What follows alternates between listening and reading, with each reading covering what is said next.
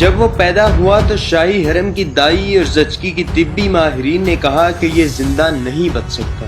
جب تھوڑا بڑا ہوا تو سلطنت کے وزراء اور پاشا حضرات نے کہا کہ وہ سلطان نہیں بن سکتا، کیونکہ اپنے والد سلطان مراد کی عدم توجہ اور عدم محبت کا شکار یہ لڑکا بہت کمزور، نالائق، ضدی اور نکما سمجھا جاتا تھا۔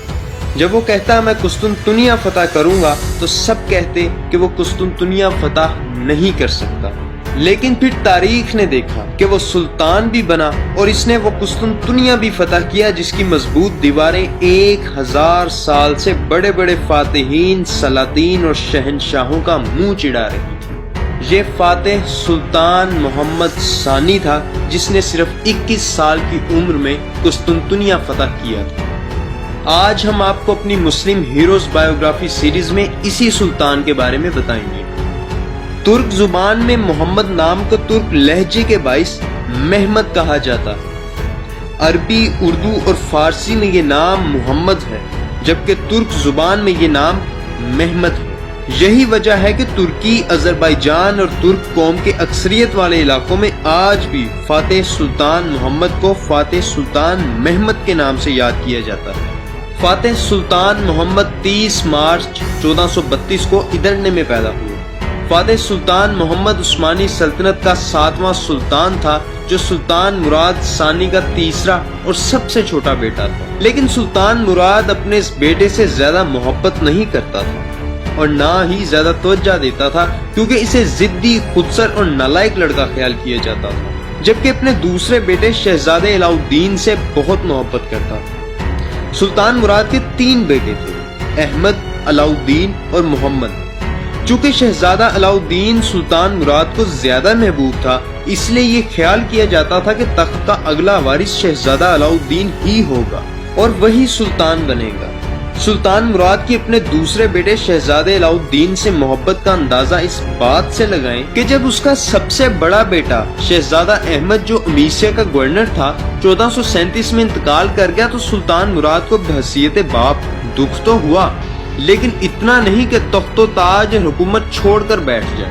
اس کے کفن دفن اور ایام سوگ کے چند روز بعد ہی سلطان نے اس کی جگہ اپنے دوسرے اور سب سے محبوب بیٹے شہزادے علاؤالدین کو امیسیا کا گورنر منتخب کر دیا۔ لیکن جب 1443 میں قبائلی ترک سردار خضر پاشا نے شہزادے علاؤالدین کو قتل کر دیا تو سلطان مراد اس قدر دل برداشتہ اور دکھی ہوا کہ اس نے اپنا تخت و تاج اور حکومت ایسے چھوڑ دی جیسے اس کی تو دنیا ہی ختم ہو گئی۔ خیر، تخت چھوڑنے سے پہلے سلطان مراد نے زیادہ سے زیادہ 1 سال کے لیے محمد ثانی کو امیسیا کا گورنر مقرر کیا اور اس دوران صلیبی جنگجوؤں اور دشمن ممالک سے صلح کے معاہدے کر لیے، اور پھر اپنے اکلوتے اور آخری بیٹے محمد کو تخت نشین کر دیا، جس کی عمر صرف 12 سال تھی۔ اب سلطنت عثمانیہ کا یہ شہزادہ محمد سلطان محمد بن چکا تھا۔ لیکن پھر 1444 میں ہی جب سلطان محمد حال ہی میں تخت پر بیٹھا تھا تو ٹرویول کی جنگ میں عثمانی سلطنت کے کم سے کم 10,000 سپاہی شہید ہو گئے، جو کہ ایک بہت بڑا نقصان تھا، اور رہی صحیح کسر کنگ ولیڈیسلو نے پوری کر دی۔ اس نے 1444 کے موسم خزاں میں عثمانی سلطنت کے خلاف صلیبی جنگ شروع کر دی۔ سلطان محمد اس وقت صرف 12 سال کا تھا۔ اب خدا جانے کہ اس نے خود اس بارے میں سوچا یا اپنے مشیروں کی مشاورت سے متاثر ہو کر یہ قدم اٹھایا، لیکن اس نے اپنے والد سابقہ سلطان مراد ثانی سے واپس تخت نشین ہونے کا مطالبہ کر دیا۔ سلطان محمد نے اپنے والد سلطان مراد کو خط لکھا کہ اگر آپ سلطان ہیں تو آ کر اپنی افواج کی قیادت کریں، اور اگر میں سلطان ہوں تو میں آپ کو حکم دیتا ہوں کہ آ کر میری افواج کی قیادت کریں۔ صلیبی فوج مسلسل آگے بڑھ رہی تھی۔ سلطان مراد ثانی نے عثمانی افواج کی قیادت سنبھال لی، اور پھر وارنا کی جنگ میں 10 نومبر 1444 کو کنگ ولیڈیسلو کی موت کے نتیجے میں یہ جنگ صلیبیوں کی ہار کی صورت میں آخر اپنے انجام کو پہنچی۔ پھر 1446 کو سلطان محمد نے والد کے لیے تخت چھوڑ دیا اور سلطان مراد نے تخت نشین ہو کر دوبارہ سلطنت کا نظم و نسق سنبھال لیا۔ اب محمد ثانی ایک شہزادے اور امیسیا کے گورنر کی حیثیت سے تعلیم حاصل کرنے لگا۔ محمد ثانی نے چھوٹی عمر سے ہی قرآن مجید حفظ کیا اور حدیث، فقہ، ریاضی، فلکیات اور ملٹری اسٹریٹجی کی تعلیم بھی حاصل کی۔ صرف یہی نہیں، وہ اپنی مادری ترک زبان کے علاوہ عربی، فارسی، ہبریو، لاطینی اور یونانی زبان پر بھی عبور رکھتا تھا۔ ترکی کے ایک میوزیم میں محفوظ یہ نوٹ بک، جس میں جانوروں اور انسانوں کے خاکے بنے ہیں اور عربی اور یونانی زبان کے حروف تہجی لکھے نظر آ رہے ہیں، یہ سلطان محمد فاتح کے بچپن میں اپنے ہاتھ سے لکھے تصورات و خیالات ہیں۔ محمد فاتح کی بچپن میں لکھی یہ notebook professor doctor A Sohail Anwar نے دریافت کی تھی۔ اس کا استاد محمد شمس الدین بن حمزہ، جو اس کو دینی علوم اور اسلامی تاریخ سکھانے پر فائز تھا، اس کا مشیر بھی تھا۔ قسطنطنیہ فتح کرنے کے لیے محمد ثانی کی حوصلہ افزائی سب سے پہلے اسی نے کی تھی۔ ہوا کچھ یوں کہ اس کا استاد شمس الدین بن حمزہ اکثر اسے امام احمد بن حنبل کی کتاب مسند احمد بن حنبل کی حدیث پڑھ کر سناتا۔ لا تفتحن القسطنطنیۃ فلنعم الامیر امیرها ولنعم الجیش ذالک الجیش، جس کا ترجمہ کچھ اس طرح ہے، یقیناً تم قسطنطنیہ فتح کرو گے، وہ سپہ سالار بھی کیا کمال سپہ سالار ہوگا اور وہ فوج بھی کیا کمال فوج ہوگی۔ اب محمد ثانی کے دل میں قسطنطنیہ فتح کرنے کی خواہش پیدا ہونے لگی۔ وہ ایک فاتح بننا چاہتا تھا۔ اسے تاریخ کے نامور فاتحین کی زندگی اور جنگی تدابیر پڑھنا اچھا لگنے لگا تھا۔ وہ رومی شہنشاہ جولیس سیزر اور سکندر یونانی کو اپنے لیے مثالی فاتح سمجھنے لگا اور انہی کی طرح ایک بڑا عظیم فاتح بننا چاہتا تھا۔ فروری 1451 کو سلطان مراد کا انتقال ہو گیا اور محمد ثانی 19 سال کی عمر میں دوبارہ تخت نشین ہوا۔ سلطنت عثمانیہ کے تخت پر تخت نشین ہوتے ہی اس نے قسطنطنیہ فتح کرنے کے لیے منصوبہ بندی شروع کر دی اور یہ حکم صادر کیا کہ کوئی بھی اس سے اس منصوبہ بندی کے علاوہ کسی دوسرے معاملے پر بات نہ کرے۔ سلطان محمد ثانی قسطنطنیہ فتح کرنے کے لیے اس قدر بےتاب تھا کہ ایک بار تو اس نے یہ بھی کہہ دیا کہ یا قسطنطنیہ مجھے لے لے گا یا میں قسطنطنیہ لے لوں گا۔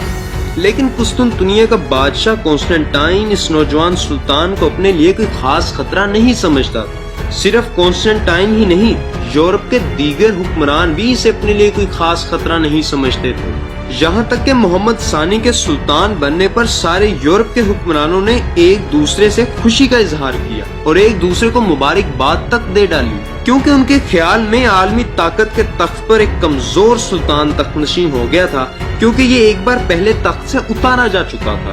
ماضی میں بھی مسلمانوں نے امیہ خلافت کے دور میں قسطنطنیہ پر حملے کیے تھے، لیکن ناکامی کا منہ دیکھنا پڑا تھا، اور محمد ثانی سے پہلے اس کے والد اور دادا پردادا نے بھی حملے کیے تھے، مگر سب ناکام رہے۔ لیکن وہ شے جو محمد ثانی کو دوسروں سے مختلف اور کامیاب فاتح بناتی ہے، وہ اس کی باصلاحیت جنگی حکمت عملی۔ قسطنطنیہ پر حملہ کرنے سے پہلے اس نے سربیا، ہنگری اور بلغاریہ سے امن معاہدے کر لیے اور کچھ ممالک کے ساتھ تجارتی معاہدے کر لیے۔ اس سے ہوا یہ کہ اب یہ ممالک نہ تو عثمانی سلطنت کے خلاف جنگ کر سکتے تھے اور نہ ہی قسطنطنیہ کی حمایت کا اعلان کر سکتے تھے۔ صرف یہی نہیں، اس نے باج گزار ریاستوں پر ٹیکس بھی بڑھا دیا اور تجارتی شعبے کو منظم کیا تاکہ جنگ پر آنے والا خرچ برداشت ہو سکے۔ اس نے دنیا بھر سے مختلف مسلمانوں کو فوج میں شامل کیا۔ اس کی فوج جدید ترین ہتھیاروں سے لیس تھی جو اس وقت پوری دنیا میں عثمانیوں کے سوا کسی کے پاس نہیں۔ ان میں سب سے اہم شاہی توپ تھی جو اس وقت دنیا کی سب سے بڑی اور طاقتور توپ تھی، جو خصوصاً قسطنطنیہ کی دیواریں گرانے کے لیے بنائی گئی۔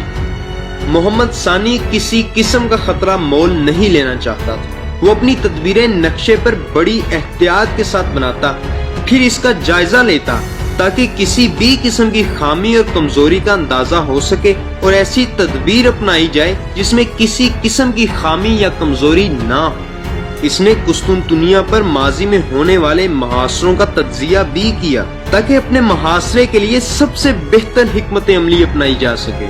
پھر 6 اپریل 1453 کو قسطنطنیہ کا محاصرہ شروع کیا گیا، مگر پہلے 40 دن فتح کی کوئی صورتحال نظر نہ آنے سے سلطان محمد ثانی کا حوصلہ بری طرح ٹوٹ گیا۔ اب یہ افواہ تھی یا حقیقت خدا جانے، مگر کہا جاتا ہے کہ سلطان محمد اپنے خیمے کی حد تک محدود ہو گیا اور کسی سے نہیں ملنا چاہتا تھا، حتیٰ کہ یہ سمجھا جانے لگا کہ شاید سلطان محاصرہ ختم کرنے کا حکم صادر کر دے گا۔ لیکن ایسے وقت میں اس کے استاد شمس الدین بن حمزہ نے اس کی حوصلہ افزائی کی اور ثابت قدم رہنے کو کہا۔ پھر سلطان نے اپنی فوج سے پرجوش انداز میں خطاب کیا جیسے اپنی فوج کی حوصلہ افزائی کر رہا ہو۔ بالآخر 53 دنوں کے محاصرے اور مسلسل کوششوں کے بعد 29 مئی 1453 کو قسطنطنیہ فتح کر لیا گیا اور سلطان محمد ثانی کو فاتح کا خطاب ملا۔ پھر اس کے بعد اس نے سربیا، بوسنیا، البانیہ، طرابزون اور کئی دوسرے علاقے فتح کر کے عثمانی سلطنت میں شامل کیے، لیکن ان تمام علاقوں میں رہنے والے عیسائی اور پادری حضرات کو مکمل مذہبی آزادی دی اور باقاعدہ طور پر ان کو لکھ کر بھیجا کہ میری سلطنت میں تمام غیر مسلم مذہبی آزادی کا حق رکھتے ہیں۔ سلطان محمد فاتح اپنی فتوحات جاری رکھنا چاہتا تھا۔ سلطان اٹلی فتح کرنے کی منصوبہ بندی بنا ہی رہا تھا اور فوج کی قیادت ایک بار پھر خود کرنے والا تھا، لیکن 3 مئی 1481 کو سلطان 49 برس کی عمر میں خالق حقیقی سے جا ملا۔ بہت سے مورخین اس بات پر متفق ہیں کہ سلطان محمد فاتح کو زہر دیا گیا تھا، لیکن تاریخ کے پاس اس کا کوئی جواب نہیں کہ یہ زہر دینے والا کون تھا۔ اکثر مورخین تو یہاں تک لکھتے ہیں کہ سلطان کو زہر دینے والا سلطان کا اپنا بیٹا بیازد تھا، جو سلطان کے انتقال کے بعد تخت نشین ہوا تھا۔ اکثر مورخین تو یہ بھی خیال کرتے ہیں کہ سلطان کو زہر دیا ہی نہیں گیا تھا۔